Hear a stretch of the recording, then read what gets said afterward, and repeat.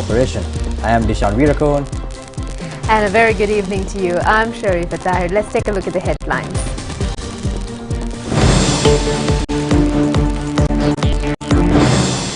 The Kandy city is overcrowded with viewers. The final Randoli Perahara is now parading the streets. Mahasangha praises the president for his commitment to build up the country. The wheat flour import permit system revoked. Hurricane Idalia makes landfall on Florida. Asia Cup cricket tournament commences. Sri Lanka meets Bangladesh tomorrow.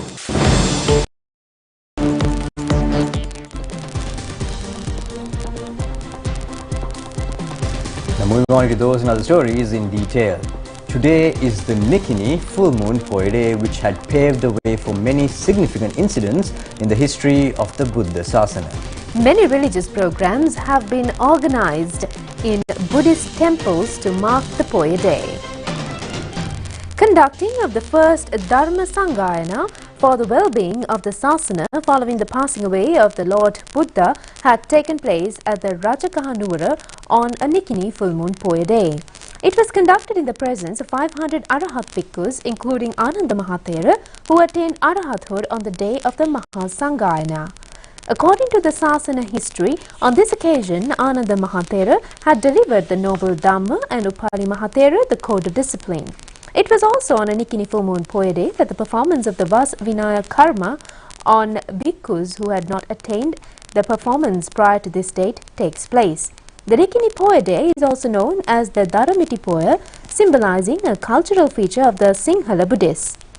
The 13th Dhamma sermon of the series of Dharmadipani was held at the temple trees this morning. The sermon was delivered by Anunayaka of Nigambu and Siana Korala, Venerable Kahahena Medananda Thera. Prime Minister Dinesh Gunawardena was also present at the occasion. The Sattharma Varsha Poya Day religious program organized by the ChannelEye Rupavahini Corporation was telecast throughout the day today from the historic Mulgirigala Raja Mahaviharaya.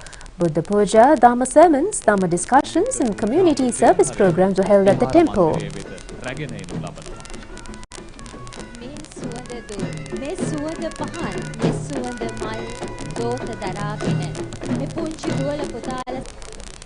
The sacred pinnacle and Buddha relics of the Digavapya Chaitya are in the exposition of the Kalaniya Rajamahaviharaya until the 3rd of next month. These relics were discovered during the excavations conducted at the Digavapya Chaitya premises in the past. The relics exposition started yesterday under the patronage of Chief Incumbent of the Kalaniya Rajamahaviharaya, Venerable Professor Kollupitiya Mahinda Sangarakita Thera.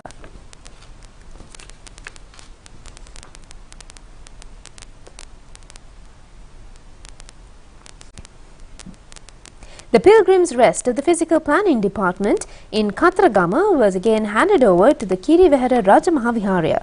Prime Minister Dinesh Gunawardena has acquired this Pilgrim's Rest by a special cabinet paper and handed over its ownership to the Kirivehara Raja Mahaviharaya in response to a request made by the Chief Incumbent, Venerable Kobavaka Dhamminda Thera. The legal documents pertaining to the ownership was also handed over to the Thera by the Prime Minister.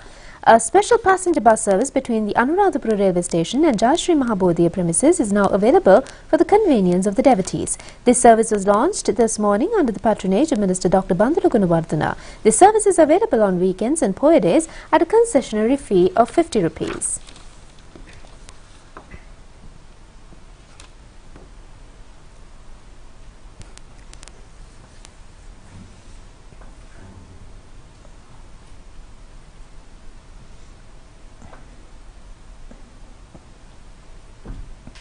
Minister Bandula Gunawardena said that as the flying squad officers do not achieve their duty properly, it was dissolved.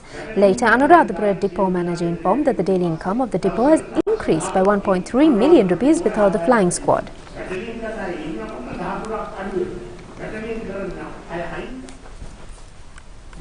President Ranil Wickremesinghe yesterday met the Mahanayaka Theras of Malwatha and Askiriya chapters and obtained blessings of the Mahasangha. The President also informed the Mahanayaka Theras regarding the present situation in the country. The President first visited the Malvatta Mahavihara and met Mahanayaka of the Malvatta chapter, Most Venerable Thibbatuwave Sri Sumangala Thera. The Thera invoked blessings to the President. The President also inquired the well-being of the Nayaka Thera. Later, the President arrived in the Asgiriya Mahavihara and met the Mahanayaka of the Asgiriya chapter, Most Venerable Varakagoda Sri Jnanaratana Thera. The Mahanayaka Thera and the Mahasangha invoked blessings to the President. Venerable Dr. Muruddeniye Sri Dharmaratana Thera of the historic Mutiyangana Rajamahavihara was also present at this occasion.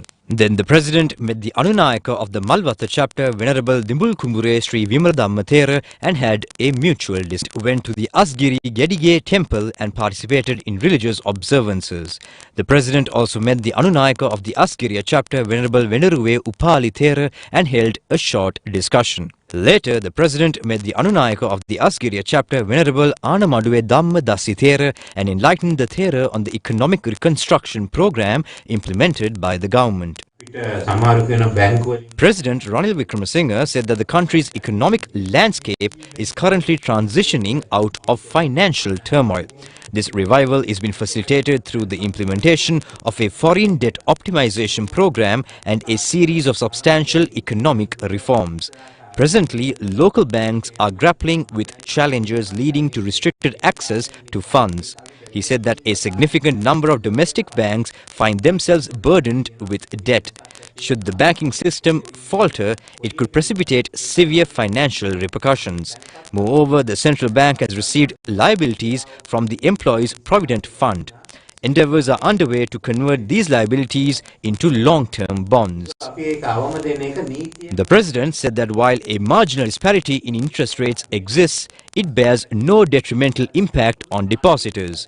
Notably, an agreement was reached last year to grant a 9% interest to Employees' Provident Fund depositors, and he is steadfast in his commitment to enshrine this minimum interest rate into law. It is the country's aspiration to convene discussions and finalize agreements with the International Monetary Fund by the conclusion of September or the onset of October. This accomplishment would signify our emergence from the shackles of bankruptcy, enabling us to engage in economic transactions with renewed ease. In pursuit of this goal, we must cultivate a leadership culture. This endeavour necessitates a generation equipped with a novel vision and an unwavering drive to progress in tandem with technology. The global discourse revolves around artificial intelligence, a topic even touched upon in the teachings of Buddha Dharma. Furthermore, it is crucial to emphasize that these activities are being pursued with a steadfast commitment to upholding the principles of Buddhism. To foster harmony and prevent potential conflicts, the government is actively working towards establishing a committee comprised of esteemed religious leaders from the respective provinces. The collective efforts of these leaders are poised to avert any arising conflicts, according to the President. Anunayaka of the Asgiriya chapter, Venerable Anamaduwe Dhamma Dasi Thera, said that the President's offer of solutions to the prevailing issues are noteworthy. The Thera said the Mahasangha earnestly pray for divine support, safeguarded by the blessings of the gods, goddesses and the protection of the most sacred tooth relic.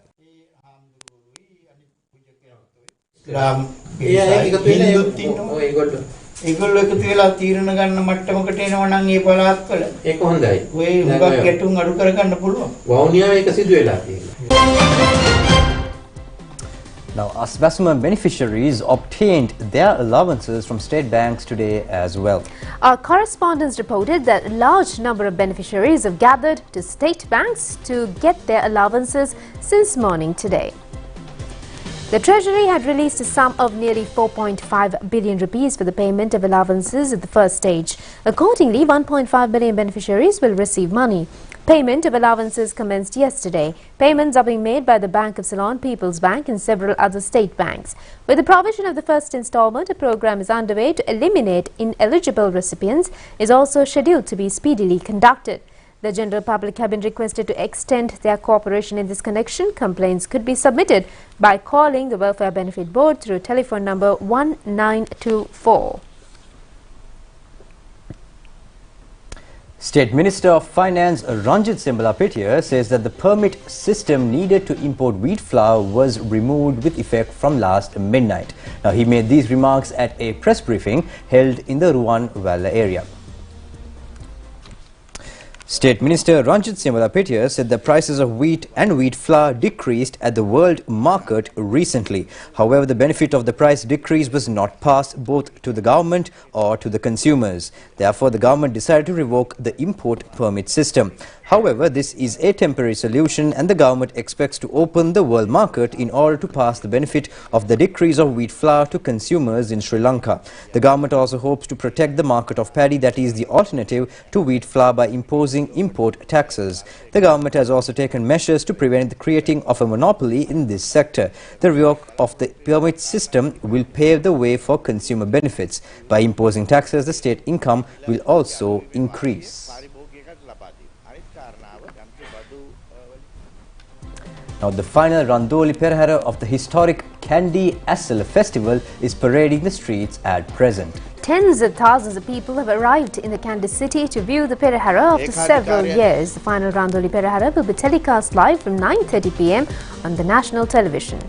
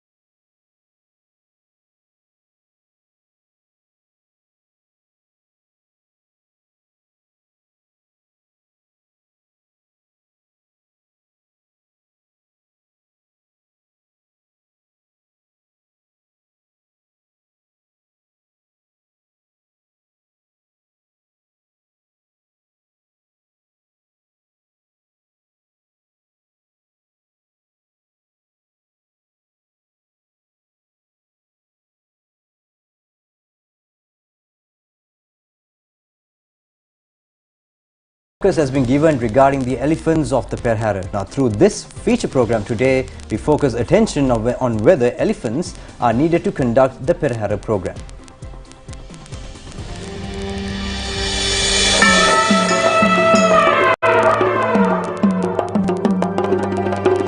Information regarding the use of domestic elephants for Perahara culture was brought to you by the national television during the last few days. The major problem in this matter is the lack of tuskers and elephants that have been trained in parading the Perahara. Therefore, the limited number of trained elephants are unable to have due rest during the Perahara season. People have focused special attention these days regarding the welfare of the elephants. As a cultural tradition, the country needs more elephants to be included in Perahara and other traditional festivals. The need to increase the number of elephants participating in Perahara festivals has been stressed by many parties. Domestic elephants are a paramount feature in such traditional programs. For this purpose, the elephant population should be increased by breeding domesticated. There is no veterinary hospital meant for domesticated elephants. The national television proposes to set up a hospital in this connection with the help of the Peradeniya University.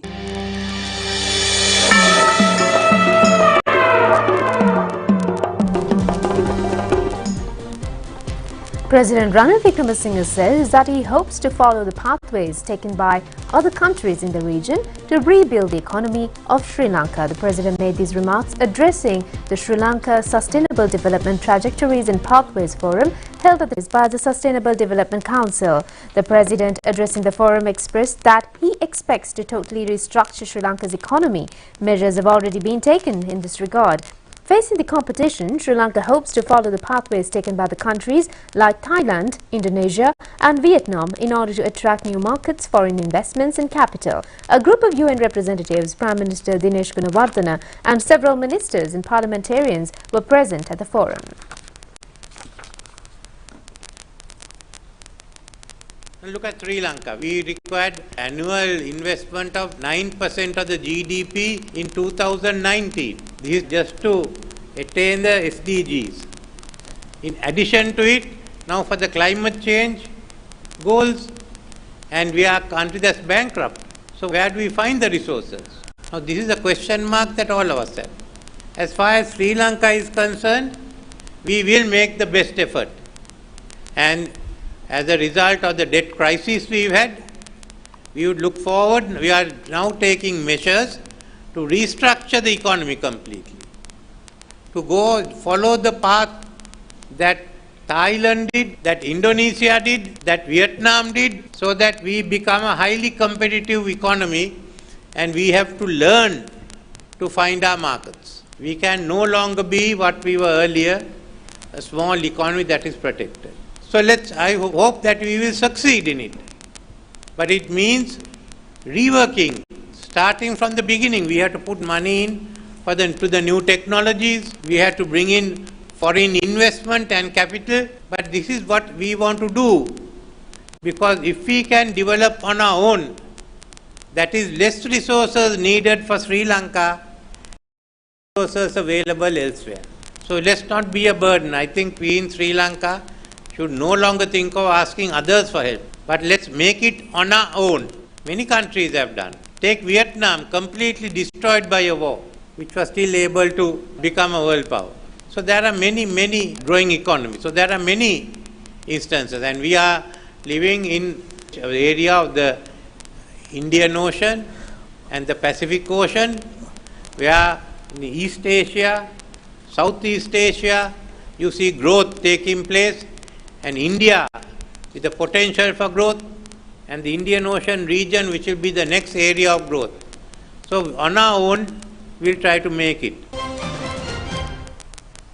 In the meantime, the government has taken measures to recruit another group of 3,000 nurses. Accordingly, 2,500 trained nurses and 500 nursing degree holders will be added to the nursing service.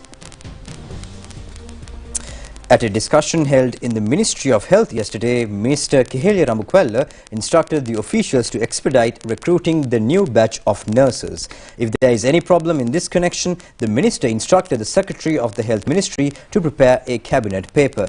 Meanwhile, applications will be called from the A-level students who sat for the 2019-2020 A-level exam in the future. The relevant gazette notification is to be issued by mid-September. The recruited trainees will be given 3 years nursing training, and in last July, 3,315 nursing students were admitted to nursing training. Accordingly, the Health Ministry says around 6,700 nurses are undergoing training at present. We now move on to some local news items in brief. A female youth was injured in an accident where a van collided with a train at the Vadua Thalapitiya level crossing. She was admitted to the Panadura Base Hospital. Police say the careless driving of the van is the cause for the accident. Minister Prasanna Ranatunga has instructed the officials of the Water Supply Board to completely solve the drinking water problem of the people in the Gampa district within this year. The minister gave these instructions addressing the District Coordination Committee today. 620 persons who have been recruited to government service from the Ampara district under the 100,000 employment program were provided with permanent appointments yesterday. The ceremony was held under the patronage of Governor of the Eastern Province, Sendil Tondaman. Sunlight Brand started a special program to dispose garbage in order to keep the Kandy city clean. A joint advertising program is being held at the Perahara premises these days. The final aim of this program is to enlighten the public on minimizing disposal of plastic and polythene waste. A flower dancera was also held in front of the Sri Dalada Maligava in line with the Perahara festival.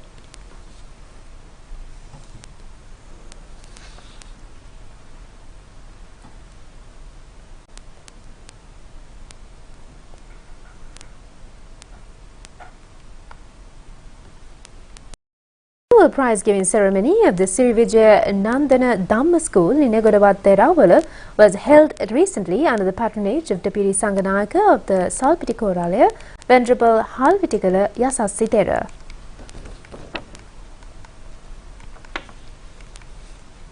The golden fence constructed around the shrine room of the ancient Satara Mahadevala premises at Valana in Kattanayaka was unveiled recently.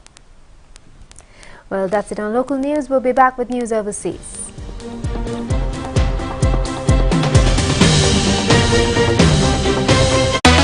Hot and spicy fun vibe එක විවර කරන්න beat එක remake කරන්නට වෙන්න හදවත වහවලා යන්න ගින්දර passion කරන්න fun උතුරන්න කොත්තමි kick එක මෙන්න TikTok viral යනවා නැතිල trending වෙනවා hot fast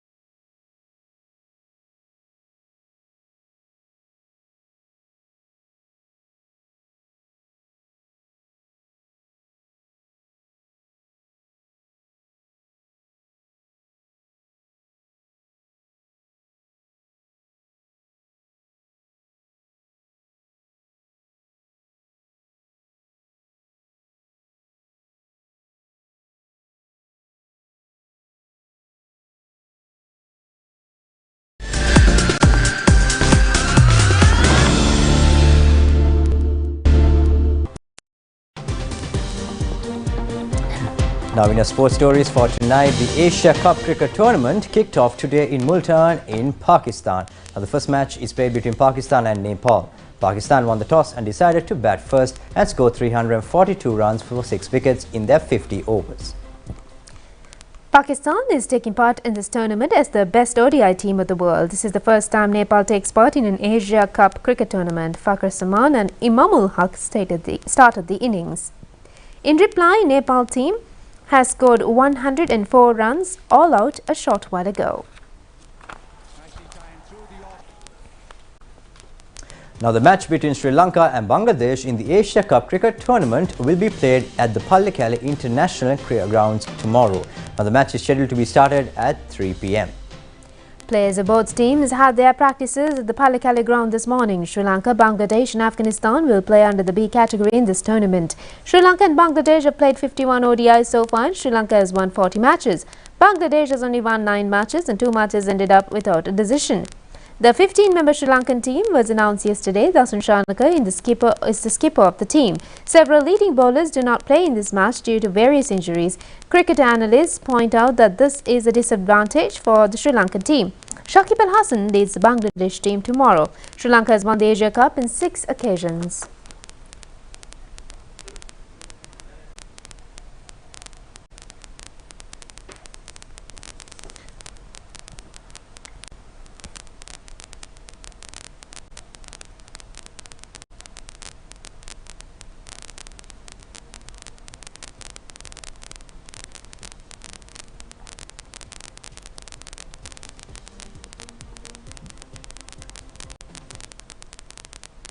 The Indian team that participates in the Asia Cup tournament arrived in the island this afternoon. India, Pakistan and Nepal will compete under A category. India will play its first match on the 2nd of next month against Pakistan at the Pallekele International Grounds. The match between India and Nepal will be held on the 4th of next month. Rohit Sharma leads the Indian team.